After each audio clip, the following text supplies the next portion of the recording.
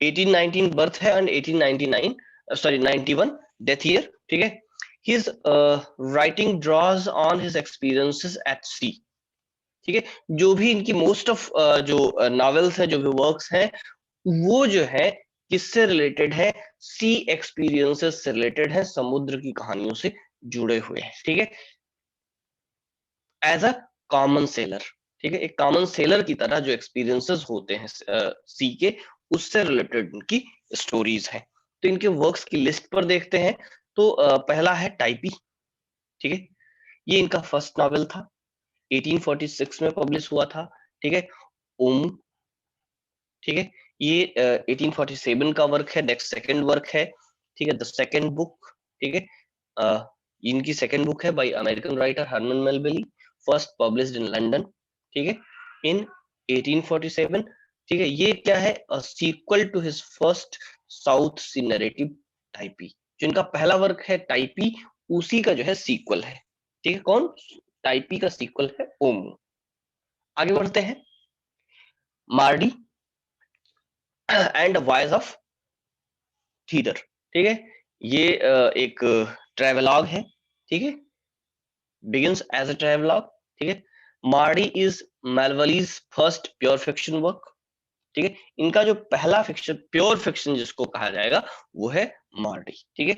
While featuring fictional narrator's, his previous novels वर highly autobiographical. Previous novels का मतलब है कि ये दोनों टाइपी एंड ओमो, इनको दोनों को इस तरह से मार्क करके लिखिए, ऑटोबायोग्राफिकल, ऑटो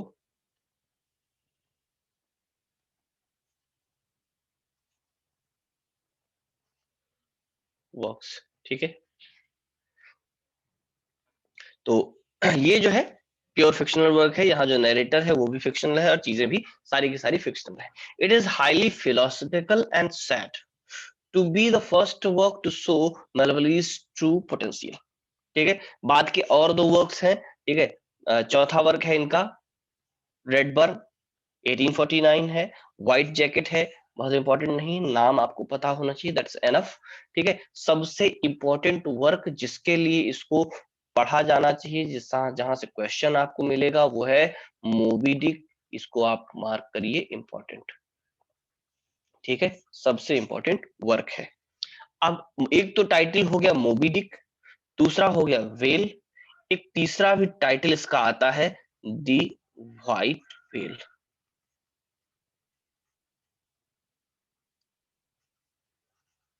ठीक। बात समझ में आ गई, 1851 का पब्लिकेशन है, क्लियर। डेडिकेशन किसको है, नेथानियल हॉथॉर्न को, ठीक है। The book is sailor Ishmael's narrative, ठीक है। नरेटर कौन है, इस्माइल,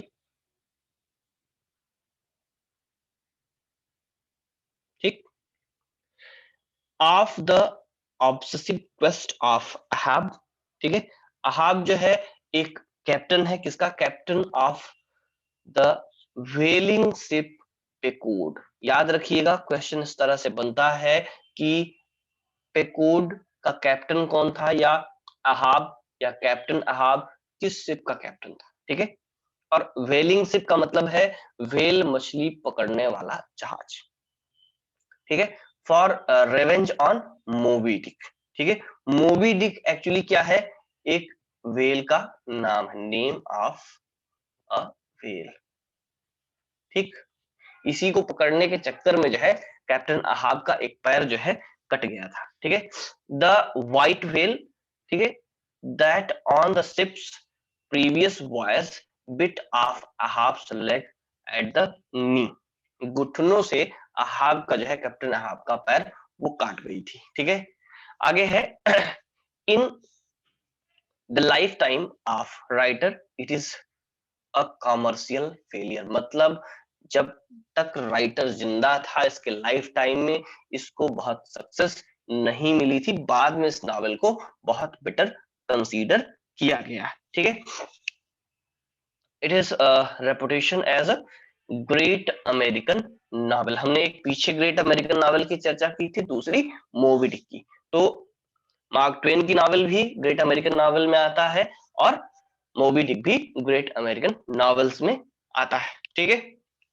और William Faulkner confessed he wished he had written the book himself, ठीक है। विलियम फॉकनर को ये किताब इतनी पसंद आई कि उन्होंने कहा कि काश ये किताब हमने लिखी होती, ठीक है। आगे देखिएगा, DH Lawrence called it one of the strongest and most wonderful book in the world and the greatest book of the sea ever written, ठीक है। समुद्र जीवन या समुद्री कहानी से रिलेटेड आज तक लिखी गई किसी भी किताब में ये सबसे बेस्ट है, और कि one of the strongest and most wonderful book in the world. किसने कहा था? डीएच लॉरेंस ने, ठीक है। It's opening sentence is call me smile, खूब पूछा गया है नेट और सेट के पेपर्स में, ठीक है। कॉल मी स्माइल पहला सेंटेंस है, किसका सेंटेंस है? जो नरेटर है इस्माइल, ठीक है। Is the most famous word literature. और 9 यहाँ पर सिप्स हैं, उन सिप्स के नाम की जानकारी आपको होनी चाहिए। 9 सिप का नाम हमने यहाँ 9 लिखा है, तो सिप का नाम 8 ही लिखा है, चलिए कोई बात नहीं, चलिए एक फिर हम बता देंगे बाद में, ठीक है। तो इसमें भी आपको विशेष रूप से जो याद रखना है, चौथी, ठीक है, जंगफ्राउ, दी वर्जिन, ठीक है, Rosebud, Samuel Enderby, Bachelor, Rachel, Delight. Clear? नहीं नहीं, पूरे 10 है। ये 4 जो है, 4 ये है, ये गलत हुआ है, ये 5 हुआ है, ये 5 होना चाहिए, ये 6 होना चाहिए, ये 7, ये 8 और ये 9, ठीक है। अब सही है। तो ये जो है, इनके नाम याद रखिएगा, कभी आपको मैचिंग में या फिर कौन सा है कौन सा नहीं है, इस तरह से क्वेश्चन बन सकता है। आगे बढ़ते हैं।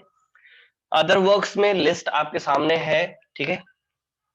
Puree, Isle of the Cross, ठीक है, अनपब्लिश थी एंड अभी भी पब्लिश नहीं हुई, ठीक। बार्टले बाई द स्कीवर, ठीक है, 1853 का है, शॉर्ट स्टोरी है। द सॉरी एनकाउंटेट्स, ठीक है, बिनेटो केरियनो, ये भी शॉर्ट स्टोरी है। बाकी सिर्फ आप नाम पढ़ लें, एनफ है। एक लास्ट में पोएट्री कलेक्शन है, ठीक है। ये सारे केवल आपको नाम पढ़ लेना है, बाकी आपको बहुत मतलब नहीं। क्वेश्चन बनेगा तो मोबी डिक से बनेगा, ठीक है। तो क्वेश्चन देखिएगा, which famous American classic opens with call me smile, तो वो है मोबी डिक, ठीक है। आगे देखिएगा, which of the following character is in Moby Dick falls overboard and turns insane as a result, ठीक है।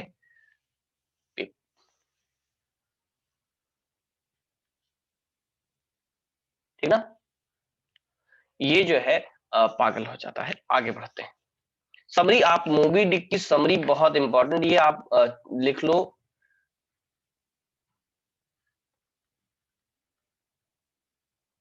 समरी, ठीक है, मोस्ट इंपॉर्टेंट। समरीज बहुत आसानी से मिल जाए, इसलिए हम लोग बहुत समरी पे डिस्कस नहीं करें क्योंकि टाइम बहुत ले लेंगे, ठीक है। नेक्स्ट क्वेश्चन है, which is the name of the boat that rescues a smile in Herman Melville's Moby Dick. किसने रेस्क्यू किया था? रैचल ने रेस्क्यू किया था, ठीक है। नेक्स्ट है, in Herman Melville's well known story Bartleby the scrivener, what does the word scrivener mean? It means clerks who copy legal documents by hand, ठीक है। तो लीगल डॉक्यूमेंट्स को हाथ से कॉपी करने वाले क्लर्क्स, ठीक है, मतलब फोटो कॉपी का काम करने वाले मनुष्य। क्लियर? तो इतनी बातें थी जो हम लोगों ने पढ़ ली हरमन मेलवेली में। आपको हरमन मेलवेली के मोबी डिक का समरी करना है, अच्छे से करना है, और स्कारलेट लेटर का समरी करना है, अच्छे से करना है। तो ये दो काम के साथ आज का क्लास हम लोग यहीं पर करेंगे खत्म।